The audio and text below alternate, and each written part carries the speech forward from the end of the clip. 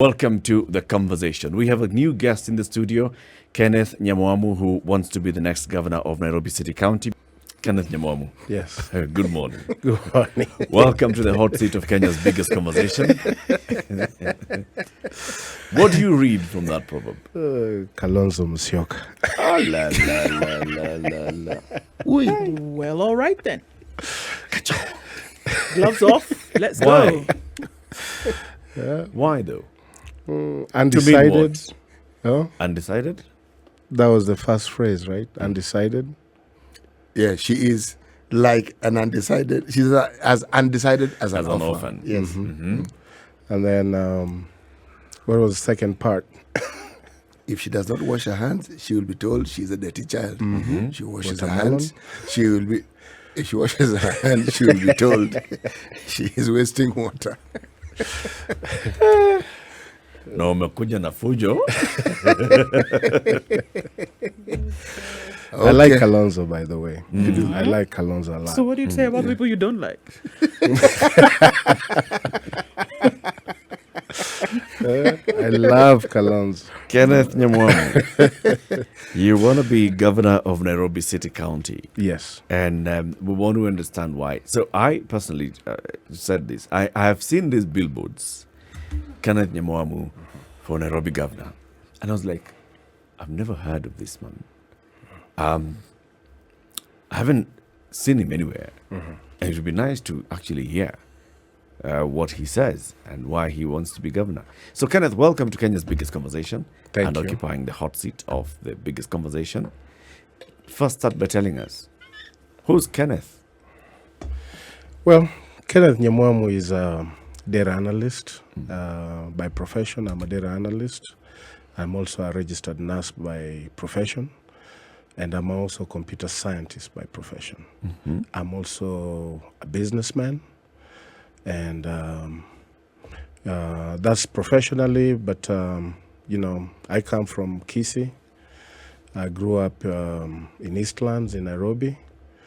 I played here in the city. I love Nairobi. And I had gone out of the country for a little bit. I did my studies out of the country for quite a while. Then I came back. Where did you study?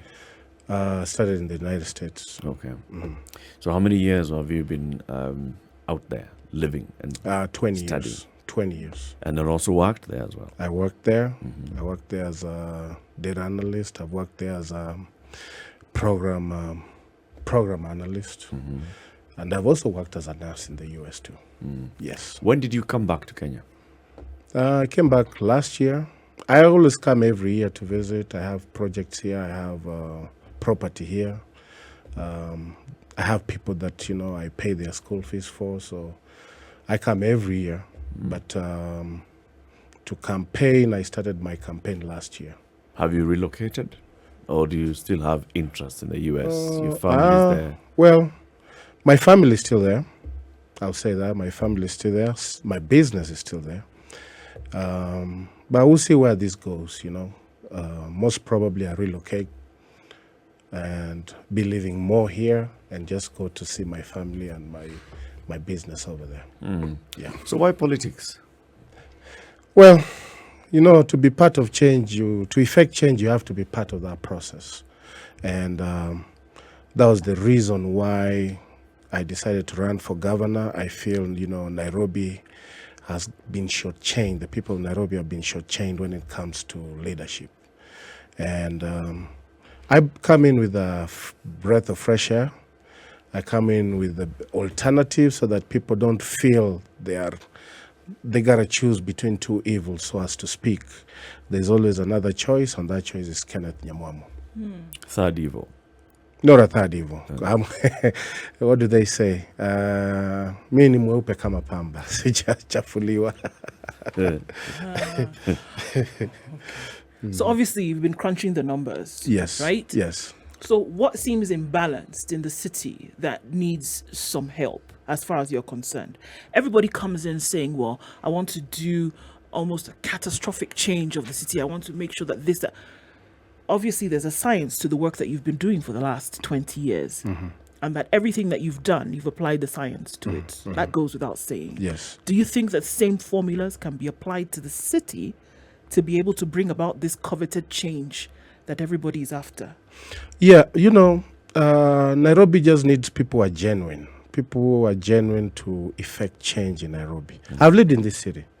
I know the problems that I left. I see the same problems here. The leadership comes and goes.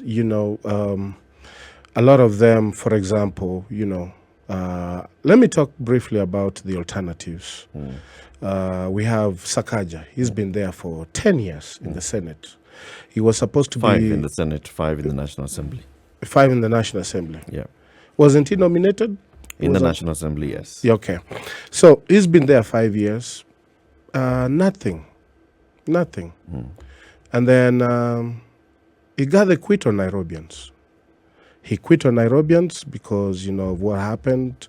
But Nairobi is a town of resiliency. People, even with their problems, they still put a smile on their face. They go to work every morning. They are laughing.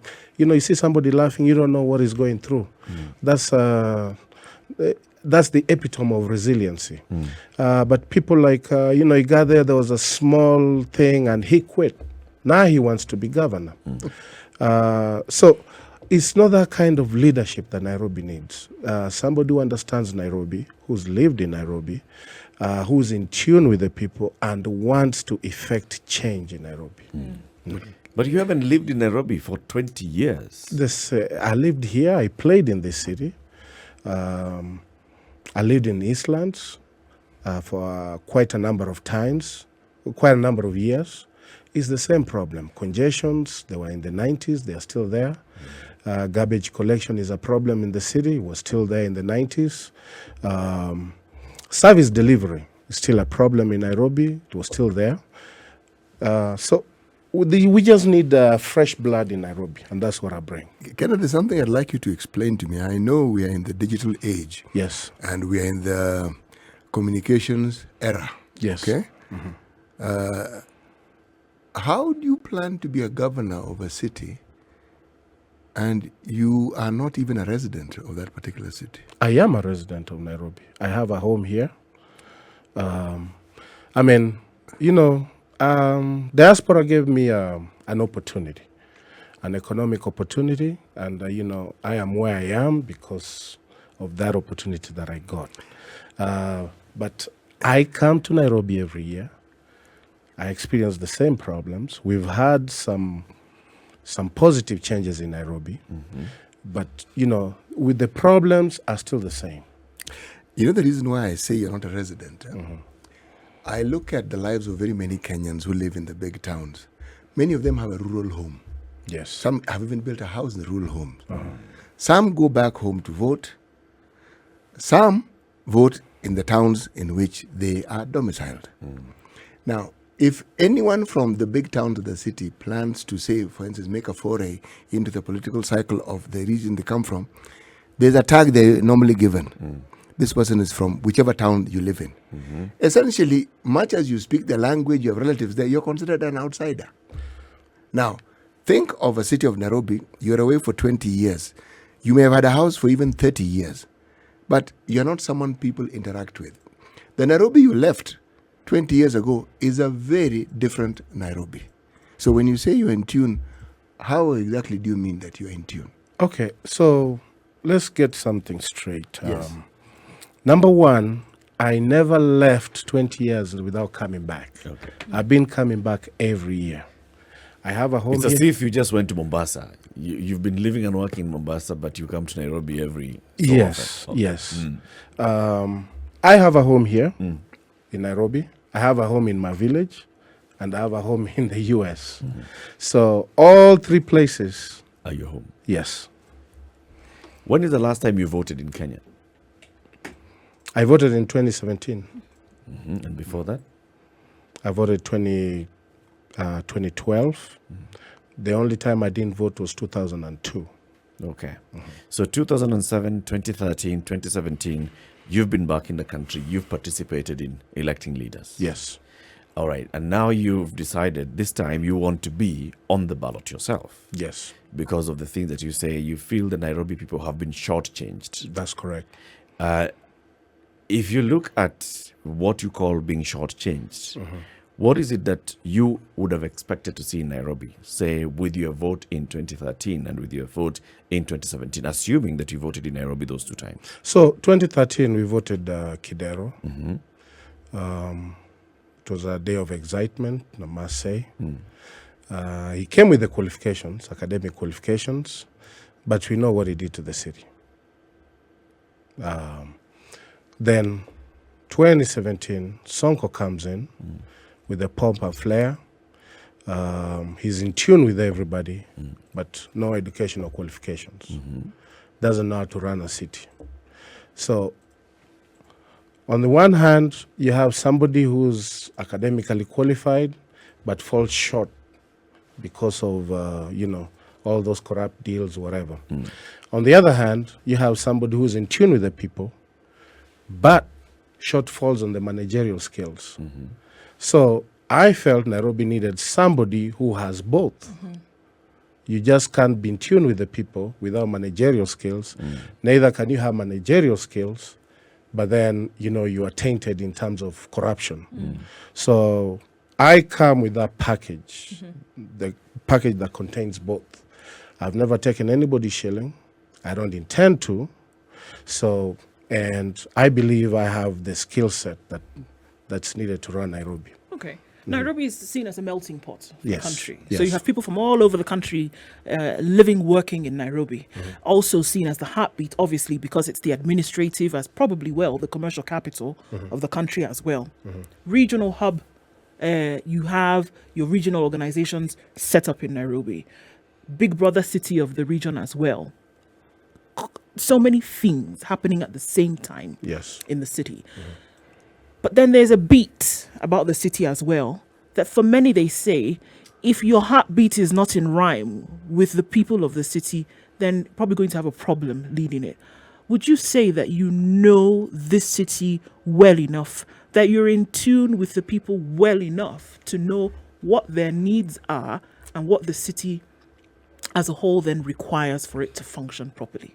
Oh, yes. I mean, I can confidently say, I have a scholarship fund that has funded over 100 students here in this city. Right now, maybe because you said you haven't heard of me, but I have been going to informal sectors, and we have a feeding program in all the informal sectors that we go around, because, because of the economic background, they need a little boost. So we've been doing that in those informal sectors. And I had a soccer tournament in Makadara that I sponsored. So, I mean, I'm in tune with the youth. I'm in tune with what the problems of the city are, both in the informal sectors and the other regions. Nairobi is not new to me. Yeah, I just have a different address code, but Nairobi is not new to me. Your civic commitment and interest, I find it admirable that you didn't forget where you came from when you went abroad. And That's that correct. You have ensured that whatever you're blessed with, you ensure that you share it with others. On a scale of 1 to 10, 9. Thank you. In my school book, that is 9 because it's commendable. Many people don't do what you do. Now, if I'm going to get granular, I'm going to ask this question. From what you have said, you understand the city. One of the things that has been said about Nairobi is that it is a financial hub, and it is also has the potential of doing things that nobody has ever seen financially. If you were to be elected governor, what plan do you have in place to ensure that Nairobi realizes the financial might that people say it actually has? So the biggest thing in my manifesto is to make Nairobi business friendly. That's number one. I want to make this city business friendly so that we can attract investments to Nairobi, have our businesses work without any form of harassment, eliminate all forms of harassment on our business community so that the businesses can thrive, promote businesses to thrive, bring all the manufacturing companies so that, you know, they can create jobs. That's number one. Number two, I want this city to embrace analytics so that it can become a smart city. By that I mean we use smart solutions. So we use analytics to solve problems. If it's congestion, which roads are more congested? What time? What can we do? What are some of the, you see? So we're using analytics to solve these problems, and we can do that. You know, a lot of people say, you know, those are things from abroad. Those are solutions from abroad. Yeah. But we can do that. We have the expressway. Give us an example of how you'd use analytics, for example, to decongest the city. So there's programs. There's computer programs like R, Spark. So you take the data, find out exactly where those congestions are. It will give you those spots. And then from there, when you run that into those that software, it will give you possible solutions that you can do. It will tell you, if it's congested over here, why don't we? You know, there's solutions you can put in place. For example, let's not have motorbikes pass here at a certain time. Let's have vehicles of this weight at a certain time, so that, you know, you decongest that area. Another thing you can do is find out, you know, right now the solution that's there is just expanding roads, but we can do more than that. Change time schedules, like the time people come to work. Let some people report at 8 in the morning, some report at 11, some come at 12, you know, that kind of stuff. So that's analytics, but it's going to be based on whatever data you get. But how do you then implement some of these things? So the software may tell you, let's reduce the number of people who are coming to work at the same time in the morning. But then that is at a different level altogether. There are those who are going to work for the national government. There are those who will be coming to work for you at the county level. There are those who will be working for private business. There are those who will be running their own business. How do you tell people you are not allowed to come to the city if you are... No, I'm not saying don't allow people to come. What I'm saying is... People with a nose 3 inches wide? No. What I'm saying is this. Let's find solution. For example, we can have people come in at 8. Some come at 9. Those are things people have done. There's other countries that have implemented the 4-day work week, whether you work for 10 hours but for 4 days. Can do that. Can have other guys come 5 days, other guys come 10 days, other guys come 3 days, 12-hour shifts. So it's just going to be a policy thing that all the stakeholders have to sit down and say, this will work here, this will work here, this might not work here. It's not going to be one shoe fits all kind of a deal. Okay. Using your expertise basically to run the city. Yes. Let's continue that conversation after this quick break. 29 minutes after 8. This is the Situation Room on SpiceFM, on KTN Home, on Facebook, on YouTube. Your hosts, Eric Latif, Ndu Oko, CT Muga. Our guest for this hour, Kenneth Nyamwamu. He is a candidate for the Nairobi gubernatorial race. He's here to tell us, all right, the alternative voices that we are hearing in this particular gubernatorial race. And it's important that we have this conversation. So far, we've hosted, you're the 4th or 5th Nairobi gubernatorial candidate that we are hosting on this show. Why do we do this? Because Nairobi is important. And Nairobi is the only one where we have seen 4 people swearing, taking oath of office as governor. 4. It's the capital of the country. Joking. Let's take a quick break. We'll be back shortly. Good morning. This is the Situation Room, the only way to start your day. Our guest this hour, Kenneth Nyamwamu, who is a gubernatorial candidate for Nairobi City County. Kenneth, what's your party? It's called UPA, United Progressive Alliance. Okay. Yes. When did you join this party? I joined it last year. Why are you using this party to run for? You know, first I wanted to run on a Kano ticket, but then the Kano people said, they didn't feel comfortable fielding a gubernatorial candidate in Nairobi. Then I had to look for another choice, honestly. Okay. And it was a new party. I knew I've been an ODM member all along, but I knew ODM was going to be a slug fight, and I wasn't ready for that.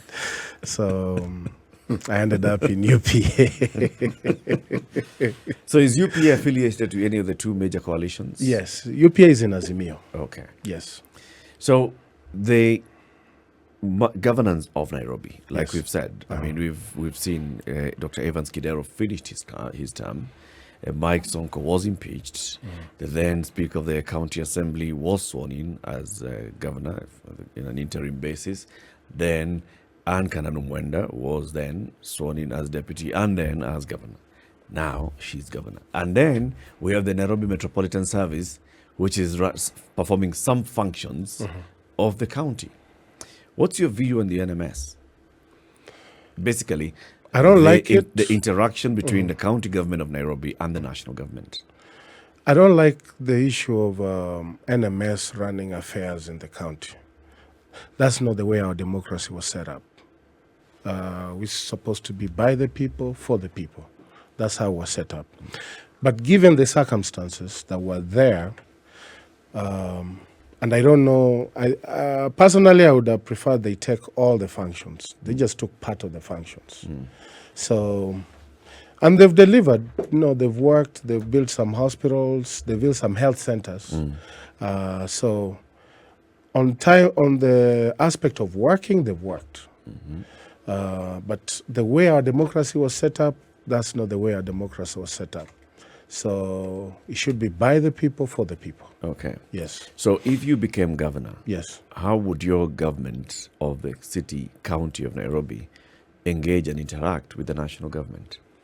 I mean, we have to be in constant communication because, even in this county, there's certain aspects of functions that haven't been devolved that belong to the national government. So for our city to run smoothly, there has to be kind of that communication with the national government. We might even also ask for help in other areas where we need help. So there will be constant communication with the national government. Okay. What if, everybody gives us the 100-day score, what they will say that they're going to do. We've seen some really radical promises in terms of what's going to be done in Nairobi. If you were to say the three things which you think needs rapt attention right now, what would you put your attention on? I mean, I've heard you say a couple of things this morning, which is maybe where you're talking about the garbage issue is still the same, no water. But what do you think is important to get working in the city then that would now have a domino effect on the rest of the city's development? My key issue is to make Nairobi business friendly. So the way I want to do it is to reduce all business licenses by 50%. That's number one. Number two, I want to eliminate all forms of harassment on the business community. How? Like the Kanjo people whisking women away, that will stop in my administration. I think it's So barbaric. hawkers can operate however, whenever, wherever. No. We are going to set rules where, we'll provide them an alternative where they can do their hawking, because we need to provide them an alternative where they can do their hawking. What I don't like is the criminalization of people making a living. I don't like that. So I don't even know why the city council has an arrest. I don't even know why they arrest people. That was a colonial era thing that should have been abolished a long time ago.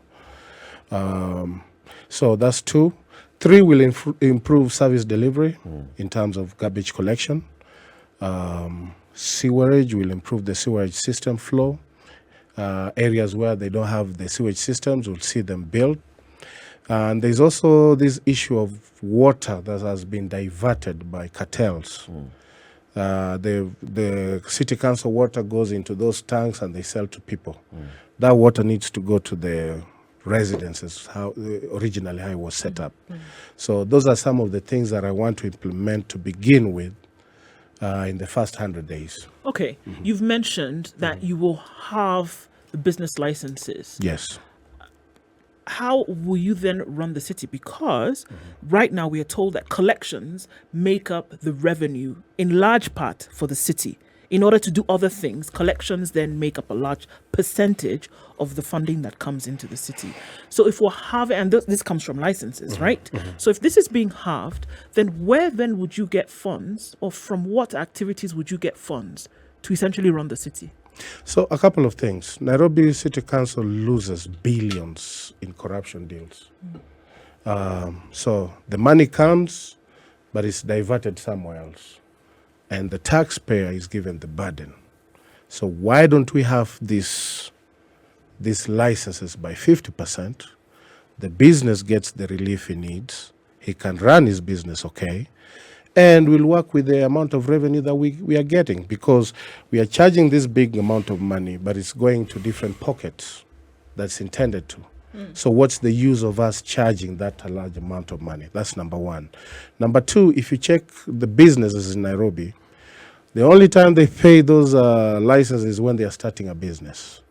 As they continue running, it gets harder and harder for people to pay them because they are exorbitant.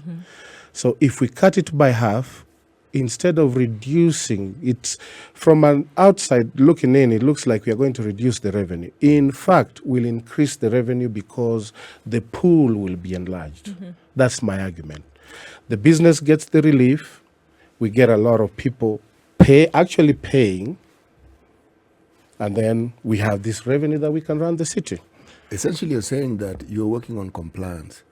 If someone feels that what they're being charged is reasonable, they then have no reason to try and avoid paying it. Yeah. They'd rather just pay it. True. Okay. Would you rather be, because these people get harassed by these compliance officers all the time, and then they are bribing them all the time. It eats into the business. So would I rather be, and you don't know when they are coming. They come 5 or 6 times a day. So would you rather do that, or would you rather pay an affordable license? There's something that I'd like to ask. The party that you wish to represent in this election, what do you call it again? United Progressive Alliance. Okay. Do they have any member of parliament in the assembly that is now coming to an end? No, it's a brand new party. Oh, so it doesn't even have any MCAs? No. So essentially, the reason why I'm asking is I was going to ask, in the absence of a party supporting you, party mechanism supporting you, what is the support structure that you are relying on to propel you to this desired goal? Well, politics is an issue of interest. So if you lack numbers, you have to talk across the aisle. So I'm relying to talk to everybody across the aisle. If I want to run my programs and X is opposed to them, we are going to talk. I'm going to reach out to him and ask him, sir or madam, what is it why are you reluctant in supporting my proposals? What is it? And they'll say A, B, C, D. What is it that we can do, or where can we meet halfway? So I'm going to be reaching across the aisle to talk to people across the aisle. I won't rely on my numbers. I'll talk to people. And even if you have numbers, you can be impeached. Yes, you can. Yes, you can. I ask this question because if I look at a seat such as the one that you wish to vie for, those who have stood a chance, not necessarily one, but stood a good chance, is because they've had some huge party, big party, which already has numbers in its ranks supporting them. Numbers at the level of MCA, numbers at the level of MP. And these numbers of individuals who are already elected represent people. So there's a groundswell. Now, I'm trying to, because your position sounds to me like one that is not very different from an independent candidate. That's true. Yes. But if we recall, Sonko was impeached. They had numbers, but he still got impeached. He did. Yeah, Waititu was impeached. They had numbers in the assembly. They did. But he still got impeached. Yes. So I think the biggest thing is how you communicate. If you earn the respect of your peers, and even though you do not see eye to eye, but you earn the respect of your peers, they will listen to you. Even though they fight you, but they have that respect that they have for you. Okay. Now let me ask you the second question. There are those who argue, I don't have the figures, so I'm not really certain what it is, but I'm told that running for a seat such as the one that you're running for requires hundreds of millions of Kenya shillings at a minimum. How do you hope to fund your campaign? Right now, I'm just funding it. I had saved some money from my business, and whatever little I had, that's what I'm running my campaign with. It's not like, I don't have the economic might of people like Ngatia or, some other big shots, but I'm managing with the little I have. How much are you spending in this campaign? I don't know the figures, but it's expensive, man. It's expensive. What are they? If you just you don't give us the final figures, but if you just look at like so far, how much you're spending maybe per week, per day, per week, per month, and what is it that you need to spend on to convince people to vote for you? We've gone over 50 easily. We've gone over 50 million. We have already So far. So far. And you just got the final IBC confirmation. Was it yesterday or the day before yesterday? The day before yesterday. Jesus. So I mean, it's expensive. Where do you spend this money? A lot of it has to do with logistics. You have to have security. You have to have have a press team. You have to have bloggers working for you to get your name out. The billboards cost a fortune. And then when you go to see people, like us, we have a feeding program that we go to the informal sectors. I'm not going with the one bale of unga. I'm going with the hundreds of bales of unga. So, yeah, it's expensive, to say the least. It is. Do you think that even because this is what is happening right now, the expenditure on campaigns is going through the roof, essentially, and everybody then hoping to fight for that spot whereby they will gain the spot that they sought after. Do you think it's justified? Do you think the spend is justified, especially if you don't make it? It's a question for anybody, not just for you, Kenneth. For anybody who is running.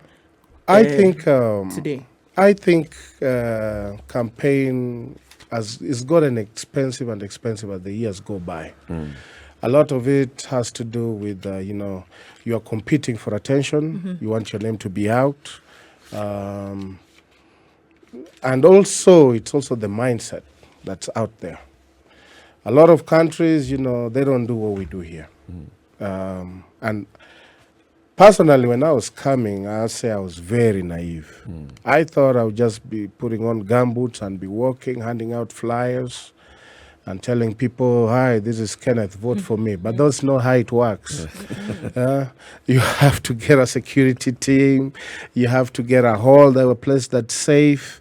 All this stuff costs money, You have a team of 100 of people essentially that you're taking care of, and it's very expensive. Are people demanding handouts or expecting handouts? They do. And you're giving handouts? We don't give handouts. What do you do? So what we did is we figured out instead of giving somebody 200 shillings, it's better, if we buy bales of unga, especially in these informal sectors, somebody goes with something home that he can cook with his family. After listening to you, kind of thing. Yes. Okay. So you're not giving cash, you're giving... No, I'm giving unga. Unga. Yes. For everybody, people who've come to your meetings. Yes. That is really expensive. It's expensive, but... So the question then that Ndu asked, looking back now, the naivety has been pushed aside. Now you're living in the reality of things. Yes. All right? Is it a worthy cause? You're telling us you're spending your own savings. 50 million gone so far, and you're now getting into the proper campaign season. Is it worth the cause? If we get successful, I think it's going to be worth, because, over the years, when you look at the stuff that I've been doing, paying school fees for 100 people, sponsoring soccer tournaments, all these feeding programs. When you look at it, it's for the good of the community. Okay. So whether I get in or I don't get in, my heart is okay. I'm at peace. I did some good. I'm okay if I don't get in. I'm okay if I get in. I told my campaign team, we are starting new.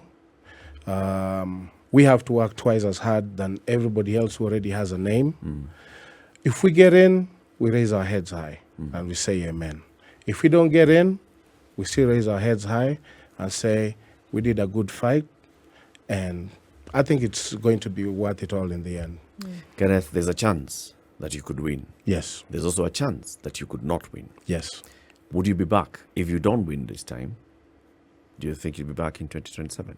I will be back, most definitely. With more money? The money it will be this. I hope it doesn't go up. Then it probably will, actually. 5 years from now, it's probably going to be more than where we are now.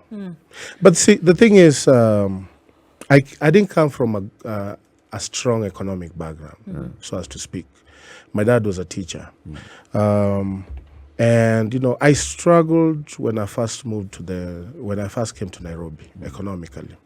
But I've been blessed, and if what I've been blessed with I share to the people of Nairobi, so be it. What is this that you do that is able to actually afford you 100 million shillings lose in savings that you want to spend in a campaign, and you say, well, even if I don't succeed, or even if I succeed in 5 years' time, I'll mobilize another 100 million shillings and come and spend in a campaign?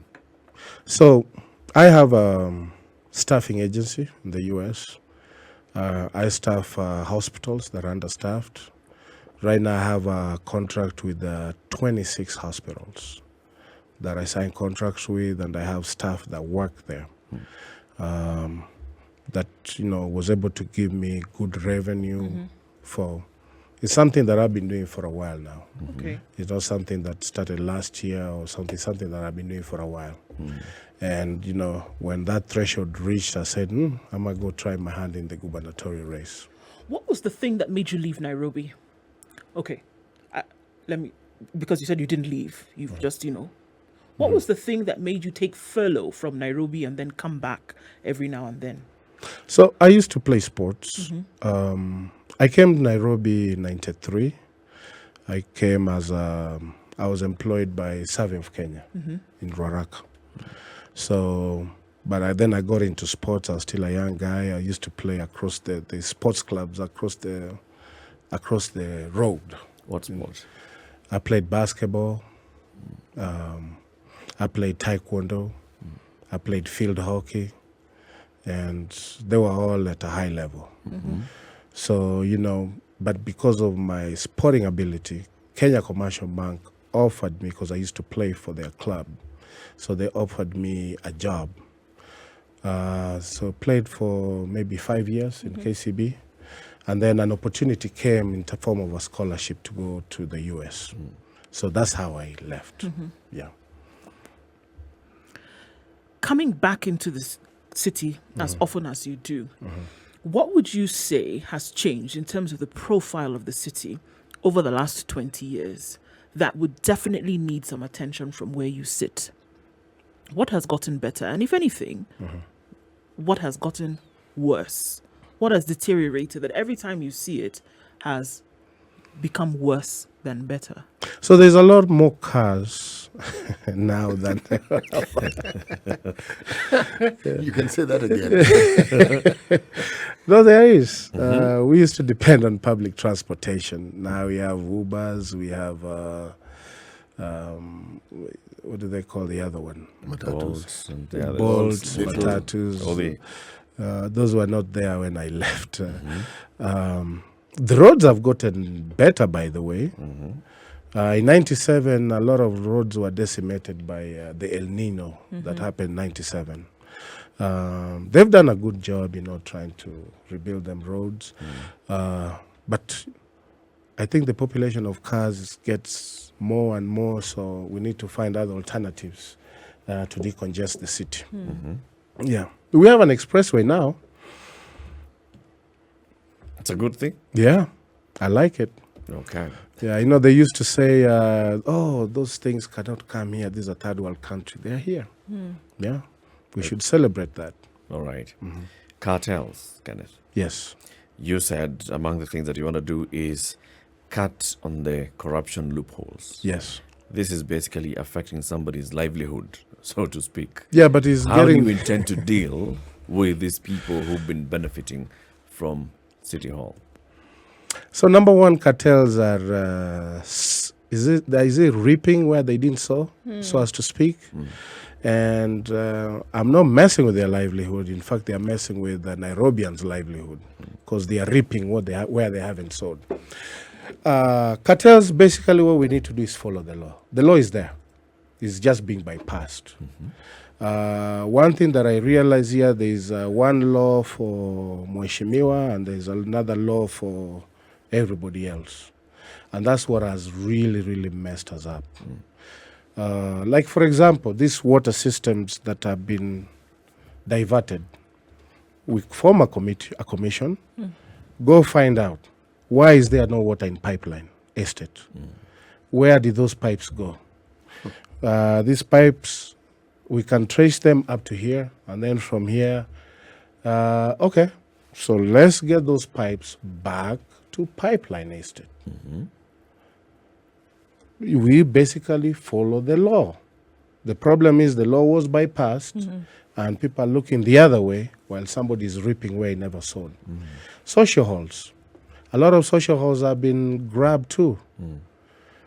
Those are for people to play sports. So our young people are like, hey, Mheshimiwa, talent. The social halls are there. But they are being used for either people are sleeping in them or there are clubs there. That's not what they were designed for. We follow the law. We tell them, hey, look, this is a social hall. It's supposed to be a play for people playing. What are you doing here? How did you get here? Who brought you here? We give you essentially 5 days or 3 days to vacate or face the law. Okay. I'll just take a quick break, Kenneth, then you can come back and give us your closing remarks. But this quick break is so we can say goodbye to the audience on KTN Home who've been following the conversation on TV. The conversation continues on SpiceFM around the country. And also, we are live streaming it online. On Facebook, SpiceFM KE is our page. And on YouTube, our channel is SpiceFM KE, 3 minutes to 9.